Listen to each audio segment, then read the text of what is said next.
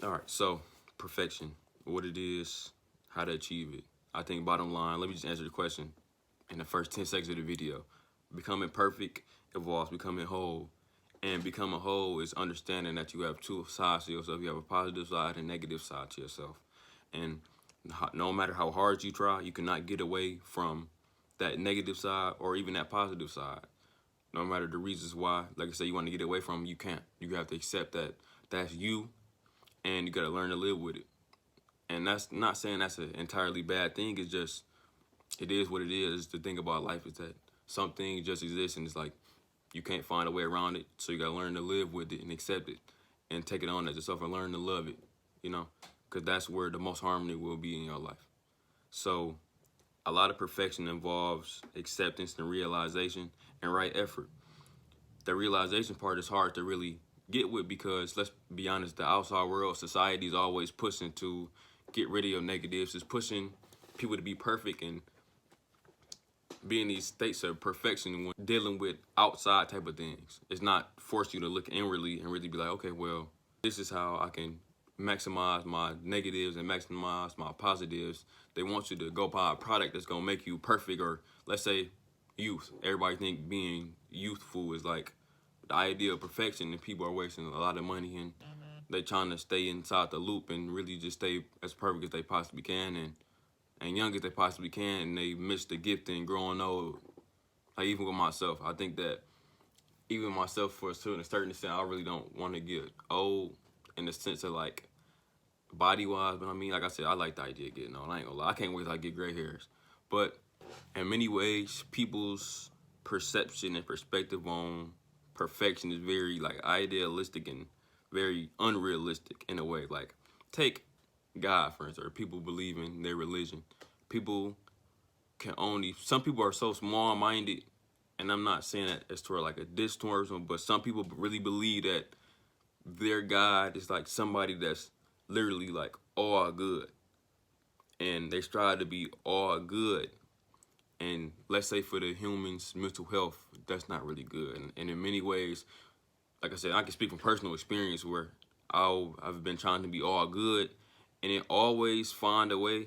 It never ceases to amaze me how life always wrap right back around and hit 10 times harder. People are always seeking things outwardly, whether it's a partner, whether it's a job, whether it's a car, whether it's a gun, whether it's surgery, whether it's money. People are always seeking these things that will never really truly allow them to feel whole. It's like they're trying to fill a void. I think we all know how filling voids work. Like I said, it never really fills up. It fills up for 2 seconds, and then it goes right back away.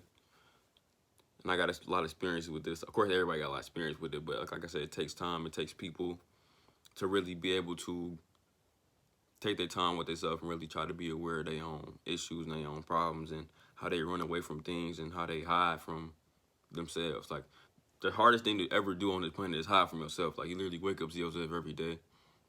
I think that's why people really, when they get depressed, they stay in bed. They don't want to go in the bathroom or see anything that reflects themselves, because it's at times people really don't like themselves, and it's very dark in them type of times for people, and that's very understandable.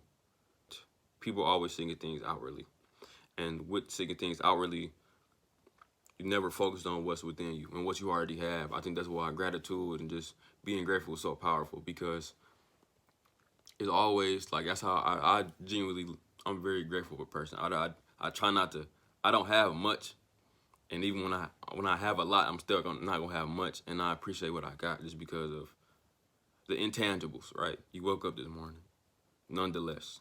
Like I said, people don't wake up. About the universe or God love you enough to wake your punk ass up, and it did. People don't understand that. Some people are terrible people. They should not be waking up, but the universe still chooses to wake them up. And people still argue, they still suffer in their own mind, they still do all type of just negative things in their life, and they don't understand how good they really got it. And I understand on the base level, because I'm not rich. Like I said, I grew up in the trenches. I grew up poor, man. It's not like nothing is new to me. Like, it's, and I'm not saying I'm poor, but like I said, I'm still on my way up, and it's like I lived in those type of states those lowly states. So I'm not just speaking as somebody, people have everything, they had everything their whole life, and they just look down on people that's, that's getting on it, and they don't hold any type of compassion for that. But it comes to a certain point in time where you're like, okay, well, I just cannot allow myself to just be, wallowing and, like I said, still acting out these type of lower behaviors or chasing this type of outward validation when I don't have the inward validation to really even make a right forward step. So through my own perspective and understanding and through my own life, people that often seek like perfection is always in this type of environment where, like I said, you feel unworthy, you feel inadequate. Like I said, you feel like you can't fail.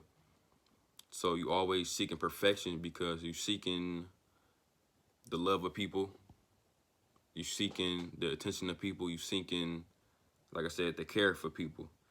And you feel like seeking perfection will allow you to really be worthy of these type of things when in actuality it's quite false. And a lot of that just deals with your own inner matrix that you deal with, people inner prison that they deal with on a day-to-day basis.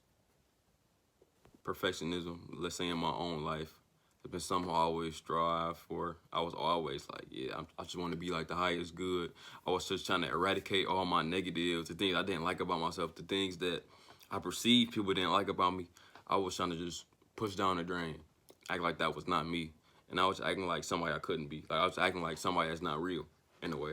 And in many ways, as a kid, I was always interested in becoming a superhero. So I think that's where that mindset came from. And in many ways, I still am. Like I said, I still try to be very helpful person. The superhero thing has always been my thing. Very childish manner, that's how I was. I'm very idealistic, let's say that.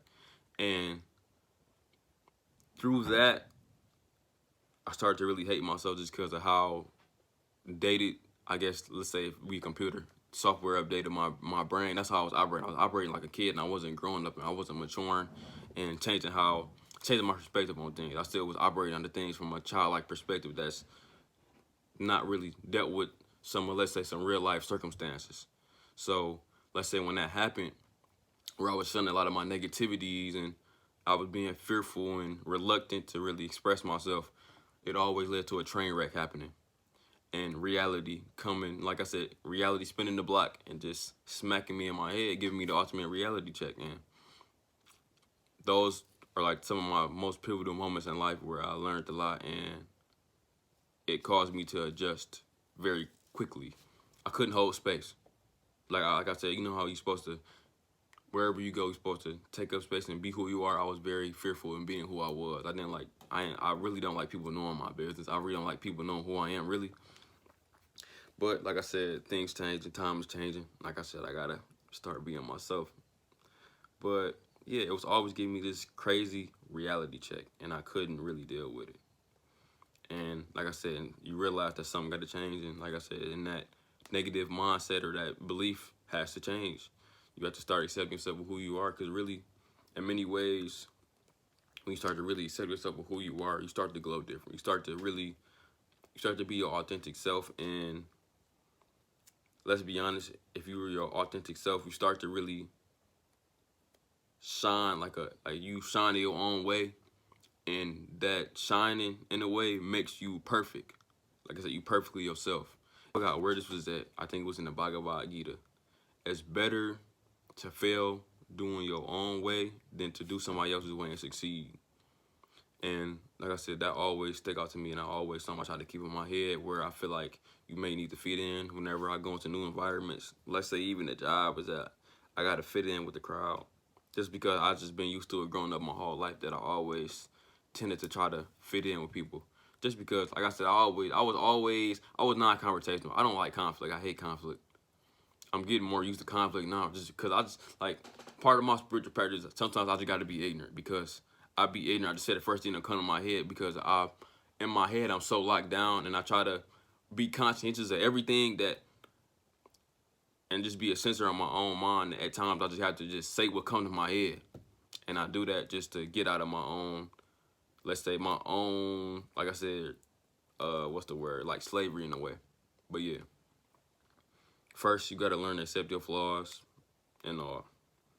your authentic self is like your powerful self. That's the self that, like I said, you inspire people in this way. I think one of the highest acts in society is to inspire people. That's my opinion.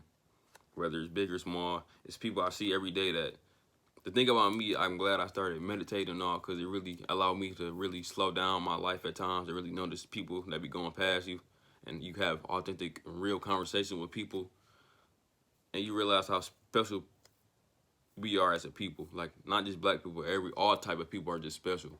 How they walk, how they talk, you know, how they dress. It's like, it's very admirable, and it's just, people just themselves, and it's very beautiful to see. You learn how to shine in your own way, and that makes you attractive to people, period.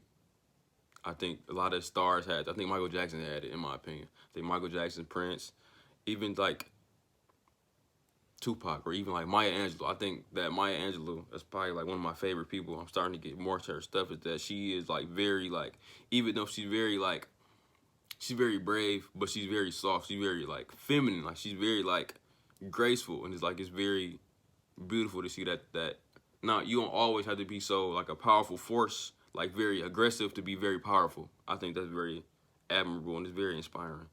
But yeah, perfectionism, accept yourself, and you can become perfect. You're already perfect as is. You was born perfect. Everybody was born perfect. And that's what you need to understand now. If y'all like the video, like, comment, subscribe, and I'll see y'all later. Thank you.